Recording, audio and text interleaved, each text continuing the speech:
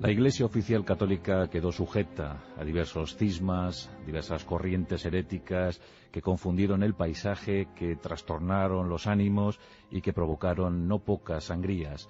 Lo cierto es que desde su fundación oficial en el siglo I después de Cristo, pues no faltaron sensaciones amargas, debates encendidos, y mucha gente que fue a la pira o fue a la cruz o fue al martirio dispuesta a defender sus ideas. La verdad es que cuando llegó el siglo XV todo estaba abonado para una inmensa catástrofe. Las grandes reformas que devastaron desde la guerra aquella Europa del siglo XVI, la heredera del XV, con los personajes Martín Lutero, Juan Calvino o el propio Enrique VIII de Inglaterra, recogieron el testigo de algunos agitadores religiosos que ya en la centuria anterior, la centuria pretérita, pues habían dado muestra de lo que podía ser aquel mare magnum religioso, y bueno, pues con algunos ejemplos, como el que vamos a abordar hoy en nuestros pasajes de la historia. Jerónimo de Savonarola, llamado el hereje, llamado el confuso, llamado el loco, un monje enigmático, un hombre tremendo, de una personalidad absolutamente entramada y compleja, que puso en jaque a la mismísima Iglesia católica. Savonarola asumió el poder en Florencia, aquella Florencia luminosa, una ciudad, la capital de la región toscana, llamada a ser vanguardia de la intelectualidad, de la brillantez del Renacimiento, pero que no obstante, durante 4 años vivió uno de sus momentos, uno de sus episodios más difíciles, más brumosos. Savonarola se convirtió en un terrible dictador teocrático que sumió a sus coetáneos, sumió a sus congéneres en un mar de innegable duda espiritual, filosófica, vital. Esta es su historia.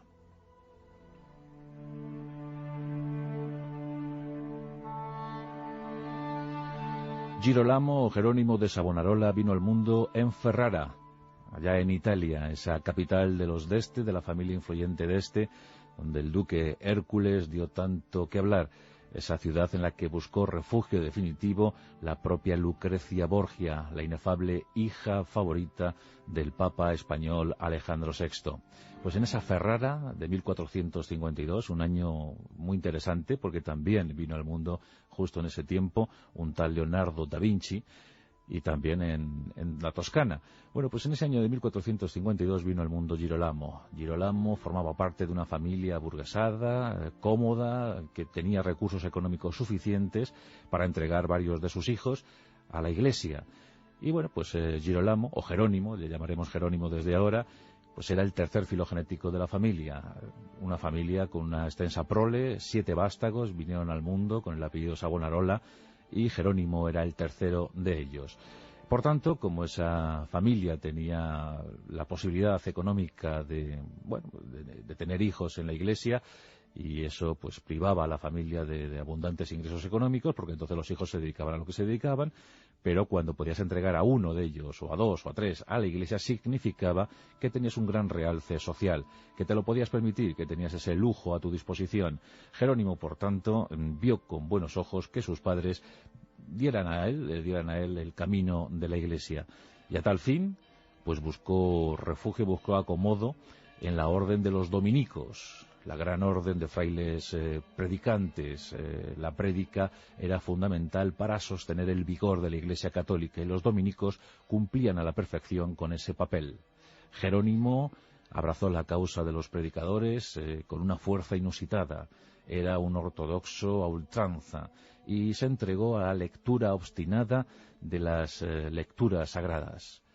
Esos textos evangélicos inspiraron al joven Jerónimo durante algunos años, y pronto decidió ser uno de los adelantados, uno de los que asumiera la vanguardia de una reforma, pues entonces se pensaba que el Vaticano no estaba a la altura de lo exigido, se pensaba que el Vaticano consentía en demasía prácticas poco onerosas, la simonía, la decadencia, la molicie, que el Vaticano consentía en sus obispos y cardenales, todos cuantos pecados pudiera uno imaginar. Savonarola era consciente de ello y no era distinto a otros muchos que pensaban como él. Por eso se sintió garante, o quiso ser garante, de la ortodoxia que devolvería a la Iglesia al sitio del que nunca debió huir. Savonarola quiso ser un mártir, un pionero de esa reforma.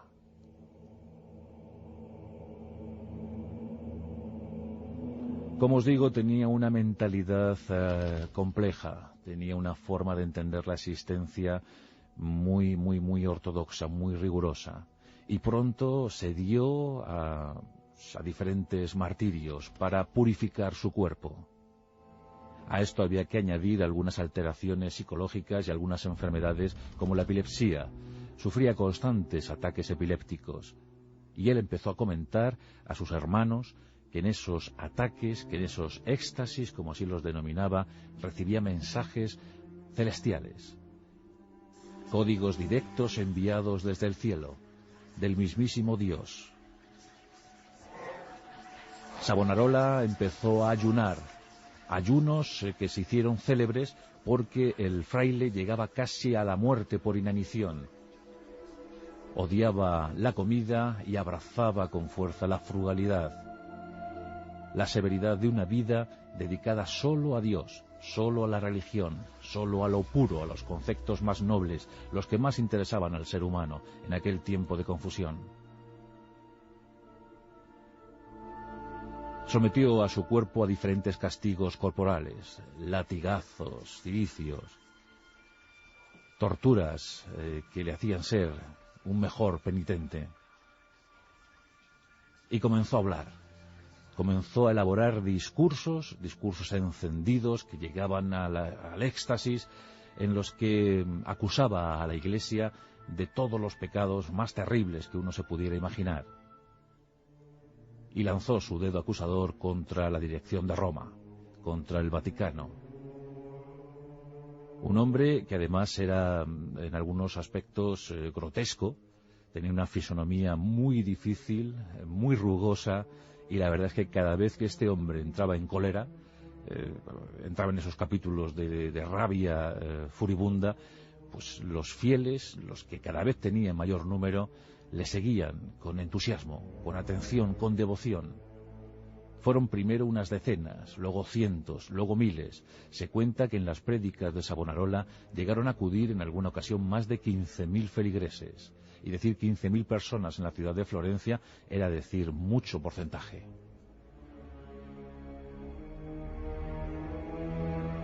Jerónimo de Savonarola había decidido ya asumir su papel en la historia, y desde luego los papas, los artistas, la gente frívola, como él aseguraba, se iban a convertir en la diana para sus dardos más envenenados. Aún así, siguió prosperando en el seno de esa iglesia que tanto denostaba, y en 1491, a la edad de 39 años, le fue concedida la titularidad de la iglesia de San Marcos en Florencia, y desde ahí, pues desde ese púlpito privilegiado, los ataques se reanudaron con mayor virulencia.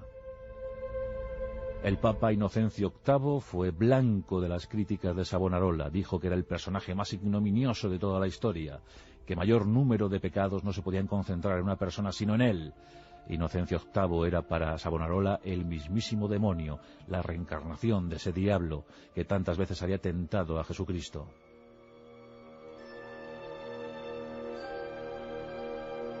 Cuando llegó al poder en el trono de San Pedro, Alejandro VI, Rodrigo Borgia, el cuarto y último papa español que asumió el solio pontificio, pues la reacción de Savonarola no se hizo esperar.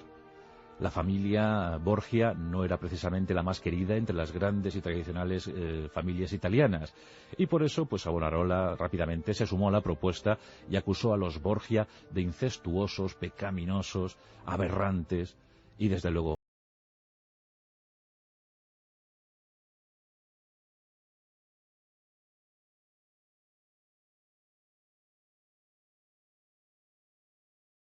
confusión en el que Savonarola fue creciendo ante los suyos, primero en Florencia, luego por toda la región toscana. Savonarola ya se constituyó en un peligro más que real para el Vaticano de aquellos tiempos renacentistas. En aquel periodo, Carlos VIII, el rey francés, quiso defender o quiso reivindicar unos lejanos derechos dinásticos sobre el reino de Nápoles y a tal fin invadió la península italiana con un poderosísimo ejército. Savonarola creyó que Carlos VIII venía para paliar la situación, para defender esa reforma que él enarbolaba desde hacía ya algunos años, y vio en Carlos VIII a todo un enviado de los cielos. El 8 de noviembre de 1494, la población florentina estalló en una revuelta popular. El líder, por supuesto, fue Jerónimo de Savonarola. Los Medici fueron acusados de toda suerte de tropelías. Los Medici eran los gobernantes de Florencia y en ese 8 de noviembre fueron expulsados con más pena que otra cosa de la ciudad que habían dominado durante tantas generaciones.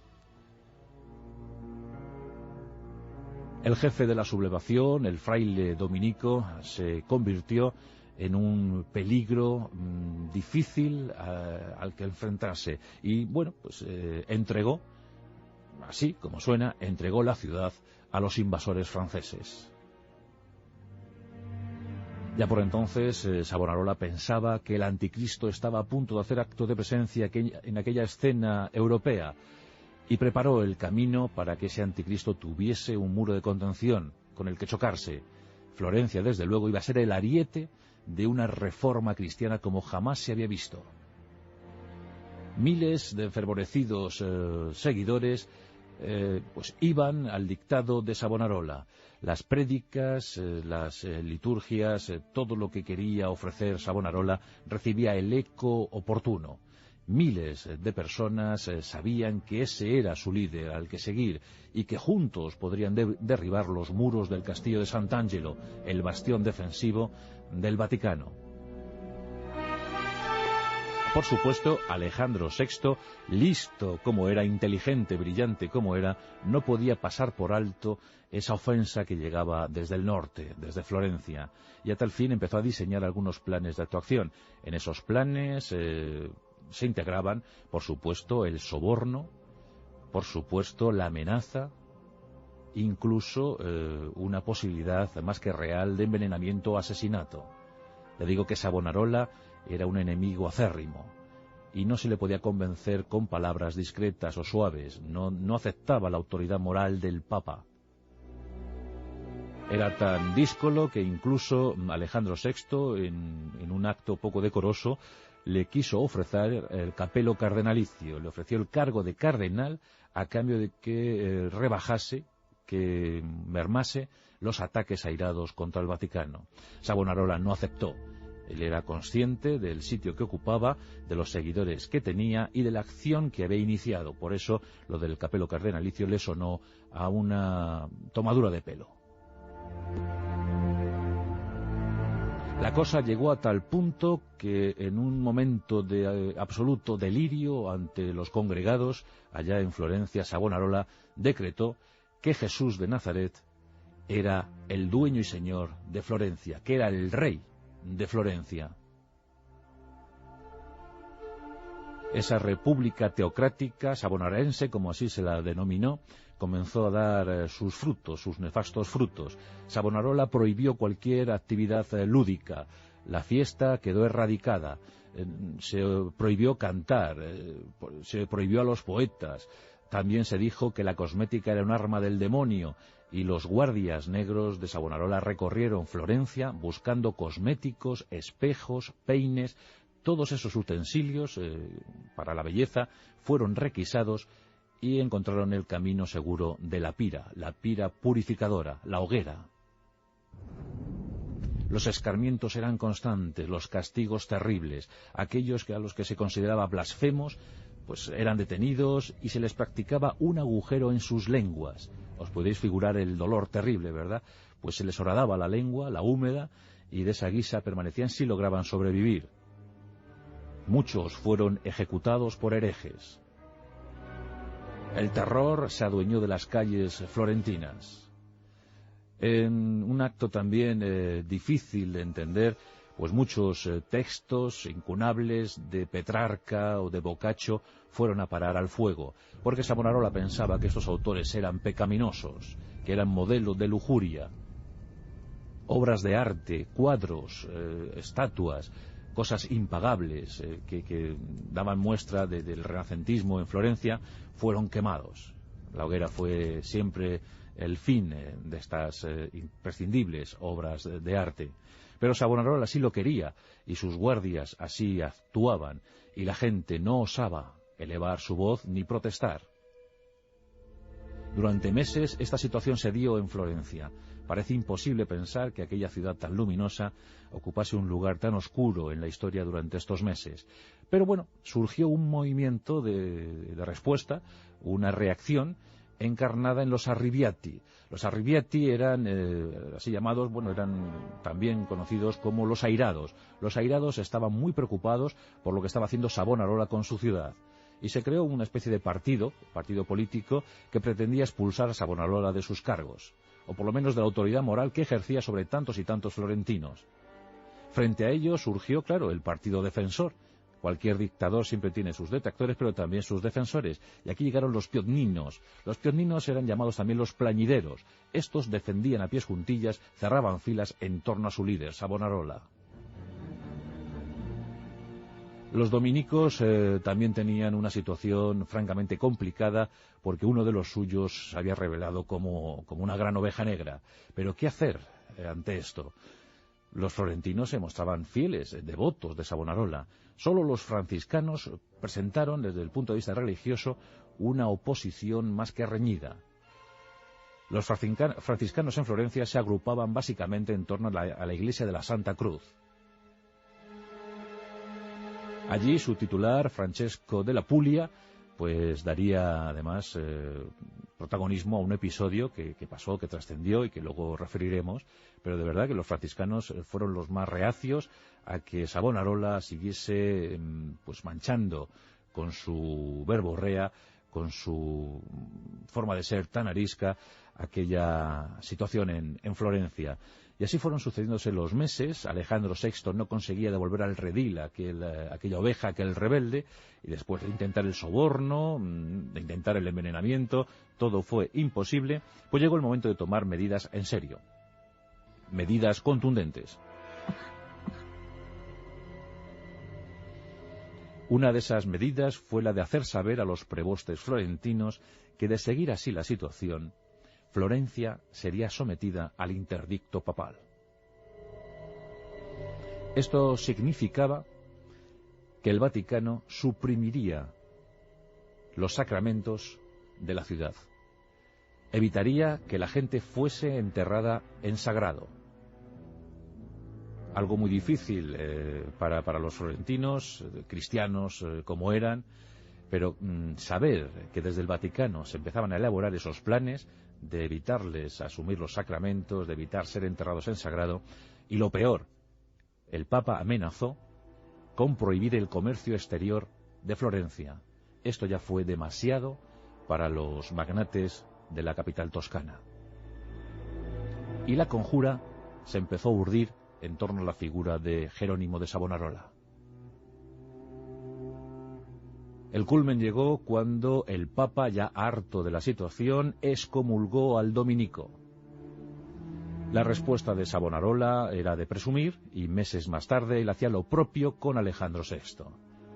Era una situación ya, era un capítulo, un episodio de no retorno, ya no se iba a volver atrás, y nada hacía pensar que este hombre pudiese gozar de una larga vida.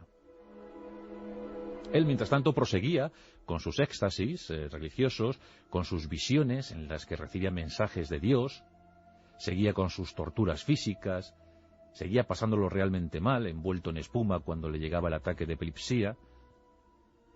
Los ayunos, que además encontraba continuación, esos ayunos encontraban esa continuación en muchísimos seguidores, alguno de ellos murió por inanición. Pues en medio de este asunto llegamos al año de 1497. En febrero se crea una enorme pira en la Plaza de la Señoría florentina. La hoguera es inmensa, se la recubre con aceite, resinas, toda suerte de leños, y a esa pira van a parar obras de arte, los acostumbrados manuscritos de los autores denominados herejes, los utensilios que antes hemos mencionado, y ese inmenso auto de fe va a pasar a la historia como la hoguera de las vanidades. En ese fuego purificador, Savonarola va a explicar a sus seguidores, a su pueblo, a sus acólitos, que la hoguera sirve para apagar las vanidades de la población, las vanidades del pueblo, y que Dios no quiere ostentación, no quiere frivolidad, no quiere vidas disipadas. Todo debe ser pasado por el fuego, y que Él es el primero en no temer al fuego, porque se siente un hombre puro. De este discurso toma muy buena nota Francesco della Puglia, el titular de la iglesia de la Santa Cruz en Florencia. Y meses más tarde va a someter a Savonarola a un reto indiscutible. Nos encontramos en el 25 de marzo de 1498. La situación es crítica, el momento es crítico para Florencia. Todo es posible en ese momento, incluso que el mismísimo César Borgia vaya como jefe destacado, como condottiero de las tropas vaticanas para tomar la capital toscana. Todo es posible, todo es factible. Pues Francesco della Puglia somete a Savonarola a un duelo y le explica: tú dices que eres tan puro que no temes al fuego. Yo te solicito una prueba, y es que tanto tú como yo nos sometamos a 2 hogueras. Cada uno irá a una hoguera, y veremos a quién hace caso Dios. Si yo muero quemado, seguramente tú tendrás la razón, y en caso contrario seré yo quien la tenga. Te pido esa prueba definitiva. Savonarola acepta. Piensa que el fuego no le puede dañar, y en consecuencia se preparan sendas hogueras en la Plaza de la Signoria en Florencia. 2 hogueras, una para el franciscano, otra para el dominico. 7 de abril de 1498. Los florentinos se agolpan frente a esas hogueras. Francesco della Puglia, fiel a la cita, acude, pero Savonarola no hace lo mismo. Savonarola no se presenta en aquel duelo del fuego. Las murmuraciones comienzan a recorrer Florencia. La gente para entonces estaba ya muy harta de las tropelías cometidas por el dominico, y se comienzan a cuestionar si realmente es tan puro como él presumía, ya que no acude a la prueba del fuego. Ese día será crucial en la vida de este iluminado. Él decide desde su iglesia de San Marcos decir o apelar a los cielos. Incluso llega a comentar que una gran prueba, un gran milagro está a punto de obrarse en Florencia. Desconocemos si ese milagro se produjo, si sabemos que en esas mismas horas fallecía Carlos VIII, el gran valedor de Savonarola, y si ese era el milagro, no lo sabemos. Lo cierto es que esa noche, ya cansados de esperar, la gente empezó a tomar posiciones. Las bandas rivales, los airados y los plañideros se miraban mal. Los ojos estaban bañados en sangre. Había ánimo de vendetta.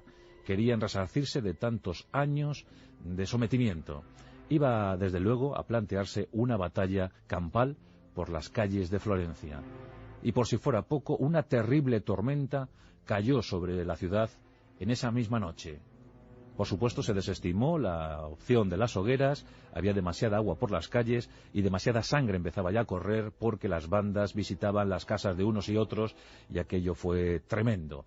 Decenas de cadáveres empezaron a sembrar las calles florentinas.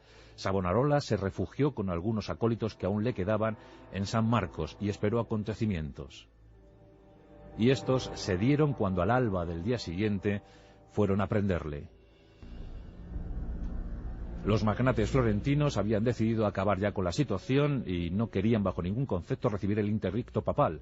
Querían que Florencia permaneciese libre para seguir comerciando con el exterior y ya por supuesto no querían ver como un iluminado, como un augur, como una especie de profeta en la tierra, pues seguía dominando los designios de Florencia. Por tanto, Savonarola fue prendido con los ya pocos seguidores que le quedaban para entonces. En esas horas, muchos savonarolenses habían pedido perdón, habían pedido la clemencia, y tan solo le quedaban 2 seguidores, 2 discípulos en derredor.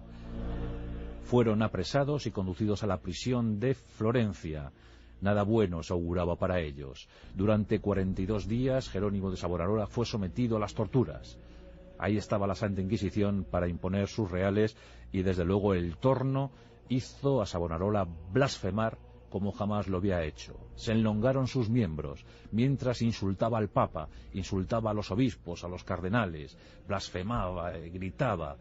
Toda suerte de improperios salieron de esa boca durante esos días, pero aguantó el tormento, aguantó la tortura, el rigor del torno y de otras célebres torturas de la época.